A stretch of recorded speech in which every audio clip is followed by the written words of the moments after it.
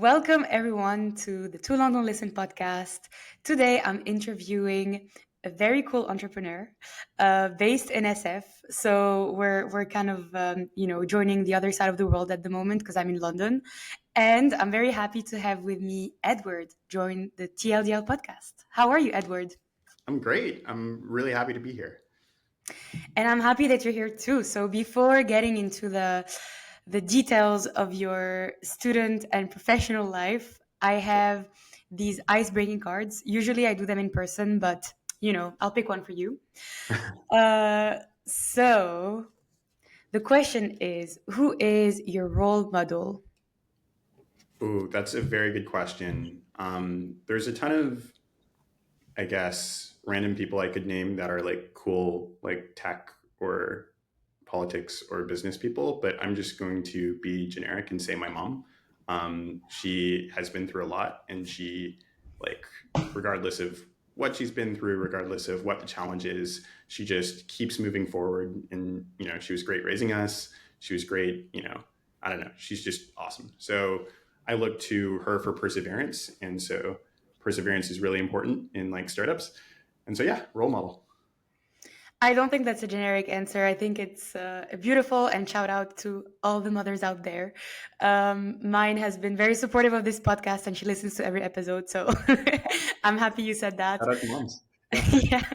Yeah. All right, Edward, I would love to start with an intro from you. If you can tell our listeners who you are, what you've been up to, and what you're doing now.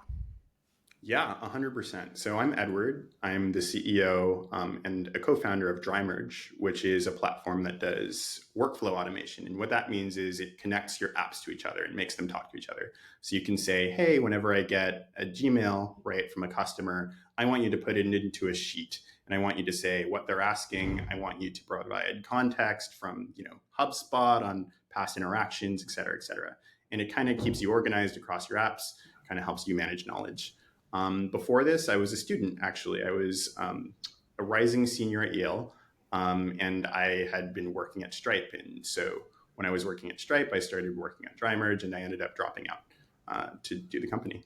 Tell us more about your student life. Like, did you grow up in SF, and also how did you identify kind of your passion for tech? Yeah. Okay. So I grew up in California. I initially grew up in Los Angeles. And when I was about 10, we moved over to San Jose, which is a city in the Bay Area. So it's kind of close to SF, and it's in like Silicon Valley. And so the way I got into tech is, I think at this point, is like almost a meme with how many founders do it. But like, I liked video games. I really loved video games. And for Christmas, I asked for a gaming computer, and my dad was like, I'm not going to give you a gaming computer. That's really expensive. And so instead I asked for like parts for the computer. And he was like, okay, that's interesting. And so I asked my grandparents and my, dad and basically all my family for individual parts. And I ended up building this like gaming computer. And then, I had this gaming computer. It was really cool. I was spending a lot of time playing games. And eventually I was like, I should make games. And so I was like, how am I going to make games? And so I looked up, how do you make games? Unity, Python, C++ programming. And then I was like, oh, this is like really cool. And so I just ended up like spending a lot of time kind of coding and tinkering with things. And that was pretty much my upbringing in the Bay. And everybody else's parents were like software engineers. So it was definitely like, this was not considered like weird, I guess. Like, people were like, oh wow, you're so young and doing this. But it was really like kind of standard. Everybody was, coding stuff. From the other side of the world, we're like, oh wow, that's such a genius story. Like, it's pretty incredible. Um, Fun fact, I lived in San Jose. I didn't know you were from there. Like, this is so Oh cool. wow. Yeah. And it was, my memories, extremely quiet and very, very calm. So you'd Yeah. have a lot of time to play and build Yeah. games. Yeah. No, there's nothing like, okay, wait, I don't want to like trash on San Jose. San Jose is a No, great no, city, no. but it's definitely very calm. I Yeah. would agree. There's not too much going on. You can kind of focus in. Yeah, so I mean, I love the story about like gathering parts and leveraging your family to build games. That's pretty cool. So then after that, you've developed your passion for programming, and then I assume you moved to SF to study. I actually moved to the East Coast. So I was in high school in San Jose. I ended up applying to and getting into Yale. And there I was not really sure what I wanted to study. I was actually got really into like debate in high school. And I got really Okay. into kind of, politics and economics. And I was like, super interested in all of that. And so Yale had this like computer science and economics major, which they just made. And I found that pretty cool. And so I decided to do it. And so I went over to the East Coast. And this was like during COVID. So I graduated high school in 2020. And so like the first year of college was like really weird. But yeah, I went over to the East Coast and started studying computer science and economics. How did Stripe come to the picture? Yeah, so I'd done a couple, like, I wasn't really sure what I wanted to do in the summers. I knew there were tech internships I could do. I also knew there was research I could do for like econ and stuff. And so I ended up doing research during the school year. And during the summers, I applied for internships in big tech. So first I applied to Amazon. I ended up working at AWS as an intern. And then I applied to Facebook, Meta. I was there as an intern. And then kind of the third summer, I applied to Stripe. And then I ended up working at Stripe. And what was your role there? It was basically just a software engineer role, and it was on the infrastructure layer. And Okay. specifically, it was developing kind of, you can think of it as a compiler for configuration. And specifically, it was making services talk to each other a little bit easier because there were kind of these, you can think of them as a list of services that, like, service A has a list of services it can talk to, and it actually has two lists. And the issue was that there were two lists. And so it was like, how can we make it actually one list without breaking everything? And the way to do Mm. that was to infer what list two was from list one. And so there was a lot of like interesting complexity there. And that's what I was building for Stripe. After graduating, did you join Stripe as a full time? No, I that's when didn't end you. up graduating. Yeah. Okay. Okay, Right. this is getting even more exciting. So tell us about dropping out from college. Yeah. Is this, So during every summer, yeah, I would build something. It was kind of, I didn't like, I really liked work. I actually liked working at all three places. It was like really cool. But I always wanted to just be, I don't know, building something on the side. So the common, thing is like, oh, you're working on a side project. What's your side project? yeah. Whatever. And so this specific summer, GPT-4 had just come out. And so I was like, wow, there's probably some really cool stuff to build. And I had worked on kind of API integrations in the past to kind of do cool stuff. Like specifically, the summer before, I was working on kind of a media editor that would call different, I guess, media editing APIs, and it would allow you to like drag and drop blocks to make like, I don't know, media. So, audio, videos. It wasn't very good, but it was really like intellectually stimulating to me. And so um, I was like, what if you could do that for any API, and instead of drag and dropping stuff, you could just describe what you want and have, an LLM build it for you. And so that's what I started working on that summer. And I actually called one of my really good friends from elementary school. And then, obviously through middle school, high school, college, Sam. And I was like, hey, we should like build a thing. And usually Sam would like shit on my ideas, like be like, wow, this is like really bad. But for this one, he was like, oh wow, yeah, that's pretty good. Let's do this. And so we ended up working on, the, I guess, first inkling of dry merge, which was a developer tool for quickly creating API integrations. And during that time, I had always wanted to do YC, and the reason was that, you know I guess growing up as a high school student in the Bay, like everybody's like cool older brother was like doing it. And it was like, Founder. oh, this is like really interesting. It seems like, I always wanted to like, build something and like build, like focus on that thing instead of doing the like job, I guess, on the side. Right. And so I was like, what if I just applied to YC? And I was like, oh, well, I should wait. And Sam was like, no, we shouldn't wait. We should just do it now. And so we ended up applying to YC a little bit early because there was like this early AI thing. And we ended up getting in. And when we got in, the YC guys were like, so are you going to go full time? And I was like, yeah, sure. And so I didn't go back to college that year. So, conclusion, Sam is a great friend. Awesome friend. He, saw the potential, pushed you to apply earlier. Yeah. What a cool story. I think one question I have for you actually around the, pursuing your passion for tech and what you said you found intellectually stimulating. Mhm. What do you think differentiates you from the other person who wouldn't go for this and wouldn't apply to IC? Because I'm sure even if you grew in an Mm. environment where you were kind of exposed to that, technology founder spirit, Yeah. it's not very easy to put yourself out there and just believe that your idea can just make it through. Yeah. So, yeah, what do you think made you go for it even more? So Sam definitely made me go for it. But I think there is, I guess, the thing that I find a little bit atypical about myself is that I get really into building things for a really long time Hmm.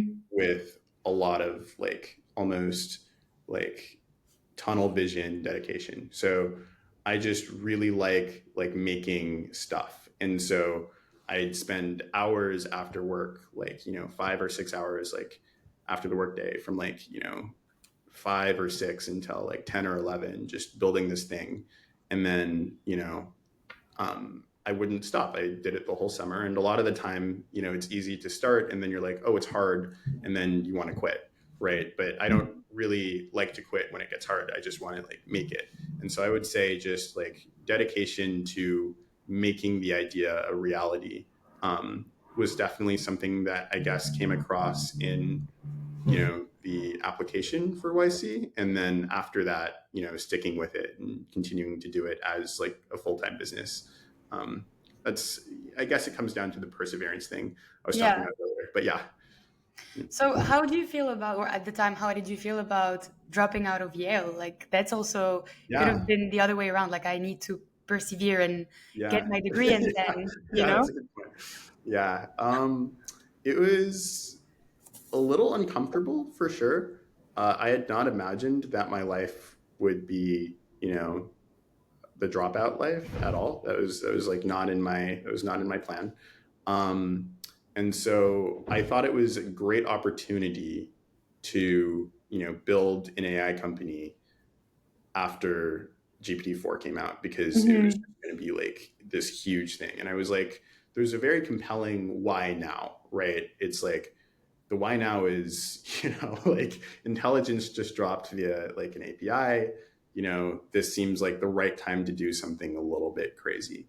Um, and so I guess I felt like it was a great opportunity, but I also felt sad that, I was leaving my friends and, kind of the life I had built right as it was about to conclude. So a little bit of like FOMO. But otherwise it was good. But you seem pretty confident with your decision. I mean, you made it to the program. That's already a big step. And I'd love to dig deeper into dry merge. You mentioned, you described what the product is. You described that there was a strong why now. I'm very curious about what makes YC such a special program for an idea like Yeah. yours. Were there other? The reason YC was important for us is that it made us go from we are building cool stuff to we are building to solve specific problems. And that Mm, is like something that is easy to say, but is actually really hard to learn because it's really easy to just be like, people want this, and then I'm going to build this. And then it turns out people don't want this. And yeah. so the thing YC was really good for was number one, telling us what the objective was, which is build something that like some segment of people, ideally like a large segment of people, right, with willingness to pay, actually want, like will genuinely put down their like credit cards for. And then second, like rapidly iterating to get there, right? So, every 2 weeks we'd have office hours with some, basically great former founders, and they'd tell us, hey, this looks like it's like not working that well. Like, what's going on there? And it's like, you probably need to try, something else. Maybe you should try this. Maybe you should try this. But like very quick speed of iteration and going through ideas until you finally find something where it's like, oh, people might actually want this. And then, again, very quick speed of iteration on like, okay, people might want this. There might be demand. How do you deliver value to them very, very quickly? So I would say like, just continual, almost like maniacal, like dedication to the idea of building something people want, and then just also a maniacal like dedication to speed of iteration. Mhm. So, YC being an incubator program, Yeah, how long was the whole experience? Like, and yeah, also, how did you guys get to obviously making a point that your product is worth going to market and people are interested in buying it? yeah. So for us, it was a little bit weird. We ended up doing it about 3 months before the actual batch started. So there was like this early AI thing. We applied, we got into that. So we went full time beforehand, which was really important because in the 3 months before batch, we realized that the thing we were building was not something that people wanted. And so Oh. when we got into batch, we were like, oh, we need to build something people like actually want to use and like is actually a good product. And the realization there was basically that we were trying to sell a like a simplified interface for developers for API integrations. And that's like a kind of hard thing to do. Some companies have done it. There's unified API companies that, abstract some of the complexity away, but we were trying to do it with all the kind of custom stuff you want in your development environment. You have some schema, right, that defines, hey, here's an object that I use in my program, and we were trying to map any other schema over to that schema, and it just wasn't reliable. It wasn't that good, and it was really hard to sell for that reason. And Hmm. so once we got into batch, which was the last, it was 3 months between January and like March, pretty much. I guess maybe a little bit above that. Maybe it was like April. Maybe it was like 3.5 months. We had to pivot, and the pivot was kind of a mini pivot. We still wanted to work with APIs, and we still wanted to kind of have this natural language, like plain English interface.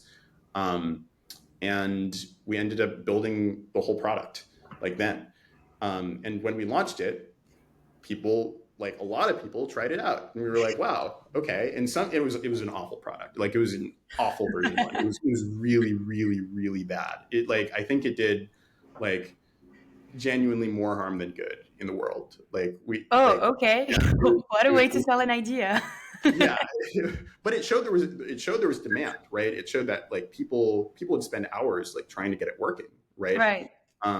And we were like, wow, people really want to connect these different apps. And so then it was very clear that the thing we had to do was make the product work. And that's what we've been doing.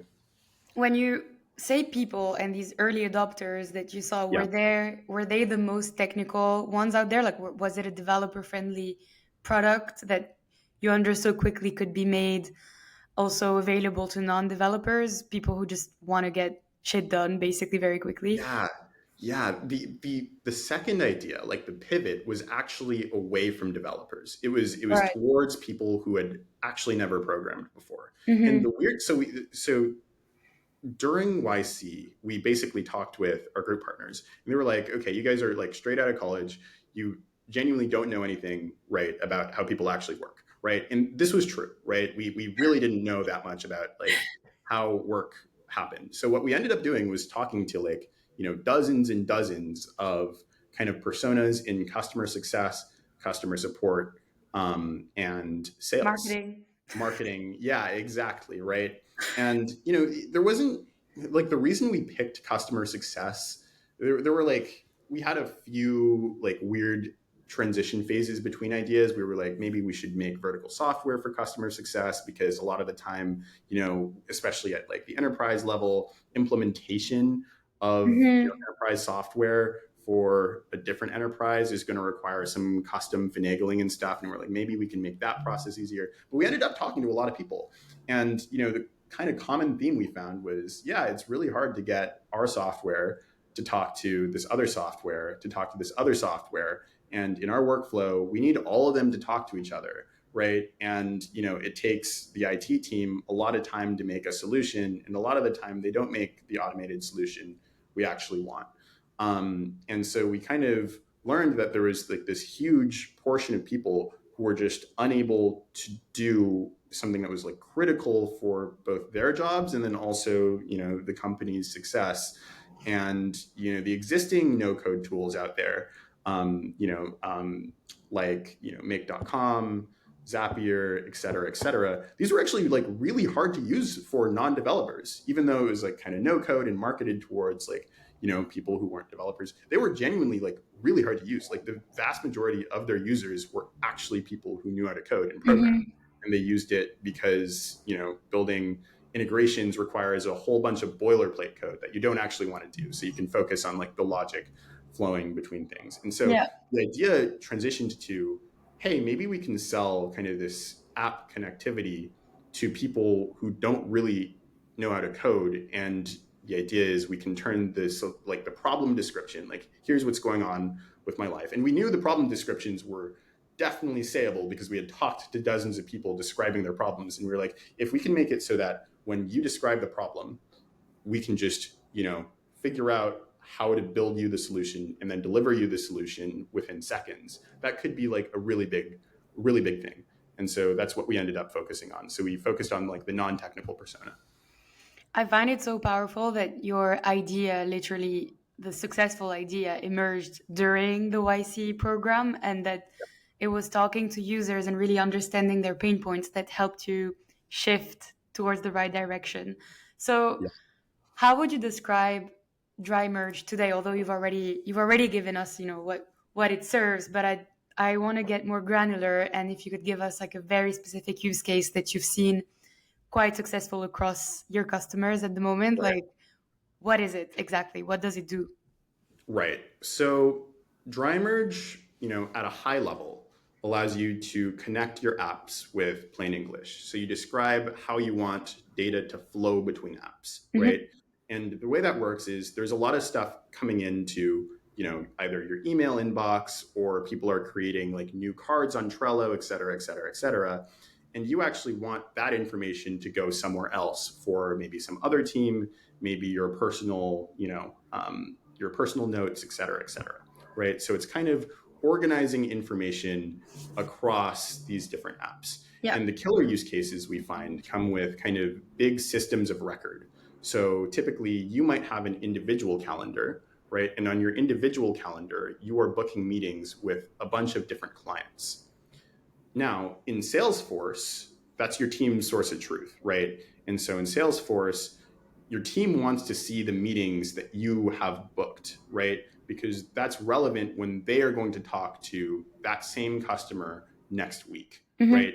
So what we find dry marriage really powerful for is automatically organizing that system of record. So you have all these individual calendar events. We take the calendar events, turn them into events on Salesforce and put them into Salesforce. And so without any manual intervention, you actually end up, with completely organized Salesforce, like all the events in, all the contacts in, right? All the different tasks, et cetera, et cetera. So organizing systems of record, specifically, CRMs, different spreadsheets, et cetera, are kind of killer use cases we found. How much time are users saving doing this? Oh, like a lot. Hours and hours and hours. Because if you think of what a system of record is, it's a database, right? Yeah. And kind of the thing with the database is it allows you to view data in perhaps an easier way. But the vast majority of the work is actually putting the stuff into the database, Mm-hmm. right? It's actually taking, hey, here's something going on. I'm going to register that in the database so we can view it later, right? So people spend like, there are entire job functions dedicated to basically doing admin work, right, and moving data between apps. And if there's not a job function, there's somebody whose job it isn't to move data between apps, doing that for like hours and hours every day. Like we work with kind of another YC company, and they do a marketplace, and they have a lot of inquiries, right, that they need to record into a spreadsheet so that they can, do manipulation and analysis on those inquiries, right? And the inquiries come in emails. And if you need to move every single email from your like booming marketplace into a spreadsheet, it's going to cost you like 2 to 3 hours every single day, Yeah. right? And 2 to 3 hours for a startup is absolutely killer. So, we automate the process of moving the emails into the spreadsheet. Can you schedule your automations, or does it have to happen once you make a prompt? It is, so the way it works is we have triggers that monitor apps in the background. So you Okay. describe the prompt you want, right? You're like, whenever I get a Gmail, right, put it into a Google Sheet. And so we monitor your email in the background. And whenever there is a new email, right, we deploy the prompt, and an agent, you can think of it as like an AI agent, almost an intern, looks at your instructions and it's like, oh, I have an email. I need to put it into this sheet. Right. Okay. I mean, it's such a, as you said, killer use case. It resonates with me as well as a marketer. I think I'd love for people listening to this to actually try the product. It takes seconds, literally, Yeah. and it's very efficient for teams, as you said. So basically your persona. That's what you've identified. That's what you're going for. So take us through, you getting the investment and making this real. How was that process? Yeah, so we had gotten an initial investment from YC. We'd launched initially, gotten some traction, and then we rapidly tried to make the product like better because it was not very good. Yeah. Um, and we went into raising about a month after our initial launch, and then we relaunched on Hacker News, and that ended up kind of getting a lot of usage and a lot of people who were really interested in this. And it was, our persona was non-technical users, but the product initially was still hard to use for non-technical users, right? Like it wasn't to the point where, if you weren't technical and you didn't understand some, aspects of what was going on, that you could make it work for yourself. But that was really big for us because there were a lot of people in Hacker News that tried it and some of them liked it, right? And then we went into, our fundraise with, a bunch of people who were really curious, some paying customers who were like, using it for real problems. And we, raised a couple $1 million from some great investors in about the month after. And then, yeah, now we're here. Well, congratulations. Thank And I you. think it's great to see you guys, fresh out of college, figuring out a way to make a lot of people's lives just easier and eliminate manual admin work. And I'm very curious to ask you about your vision and your ambition with Dry Merge. Like, where do you Yeah. see it going in the next couple of years? Yeah. No, that's a really good question. So, okay. If you think about how you use software, right, and how you do work, there's typically a defined process that you use. You're told to do some task, right? You can usually describe what that task is, right? And then you use different software tools to go do that task. Hmm. You use an email to communicate someone. You put something into Salesforce for your team, right? You create some knowledge work. You might create a report, right? And the report's really important, et cetera, et cetera. You write some code. So because all of those processes can be described in English, our broad vision for dry merge is that you can plug any process in, right? Any work that somebody does, right? Plug in the tools that they use to do that work and have an agent basically emulate it, right? So for any type of either manual, repetitive, even very difficult task, we want to be able to completely automate it, right? And we think that makes, people focus on things that are genuinely matter. The requests we get on our platform are things nobody wants to do, right? And so, the broad vision is that we can automate all work across all apps, all repetitive admin work across, every single app that you use in your stack. Yeah. I'd be curious to compile all those requests into the report of things you don't want to do at your day-to-day job, and just like remind people how painful these use cases are and how Yeah. dry merge serves that purpose. Yeah, I love that mission, and I think you guys are clearly building something that matters, and I can't wait to see it used across many teams out there. Thank Um, you. Edward, my final question to you, which I love to ask any entrepreneur, is what would you tell yourself, a few years back when you were still playing games and building games and Yeah. not being part of YC yet, that you Ooh, wish you knew today? that I wish I knew today. It's really hard. It's like way, way, way, way harder than I thought then. So I don't know what I would have done with that information. It could be useful to tell me. It could be like not useful. I think there's like a beauty almost in not knowing how hard it is and then just being forced into it and being like, oh, this is really hard. Yeah, But I think I would like instill that it is not fast. It's really not easy.